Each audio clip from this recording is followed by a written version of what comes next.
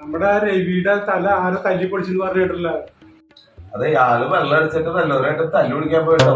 രവിചേട്ടന ആളുടെ ഭാര്യ കസേര കൊണ്ട് തലക്കി അടിച്ചതാണ്. രവി എന്നിട്ട് ഇപ്പൊ എവിടെ?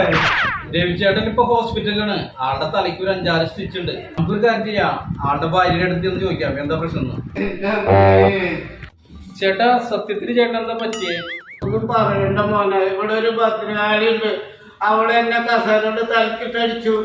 5 സ്റ്റിച്ച് ഇട്ടുണ്ട്. ഞാൻ ഓടി രക്ഷപ്പെട്ടില്ലെങ്കിൽ ആ ഭദ്രകാളി അടിച്ചു പോന്നേനെ. സംഗതി എന്താണെന്ന് ഞാൻ ചേട്ടന്റെ ഭാര്യയോട് ചോദിക്കട്ടെ. എന്തായാലും നമുക്കിത് കേസാക്കണം. എടാ, നിന്റെ അച്ഛൻ എന്താ പറ്റിയേ? അച്ഛൻ തല കുത്തി വീണപ്പോ അച്ഛന്റെ തല പൊട്ടിയതോ. ഞാൻ കണ്ടില്ല, ഞാൻ ഉറങ്ങായിരുന്നു. അങ്ങനെ എല്ലാവരോടും പറയാൻ അമ്മ പറഞ്ഞു. ചേച്ചി, നിങ്ങൾ എന്തിനാ നിങ്ങളുടെ ഭർത്താവിനെ ചെയർ കൊണ്ട് തലക്കടിച്ചത്? അത് പിന്നെ ടേബിളിന് നല്ല വെയിറ്റ് ഉണ്ടായിരുന്നു. ഇവിടുന്ന് തൽക്കാലം എസ്കേപ്പ് ആവുന്നതാണ് നല്ലത്. അല്ലെങ്കിൽ ചേച്ചി ചിലപ്പോൾ എൻ്റെ തലയും തല്ലി പൊളിക്കും.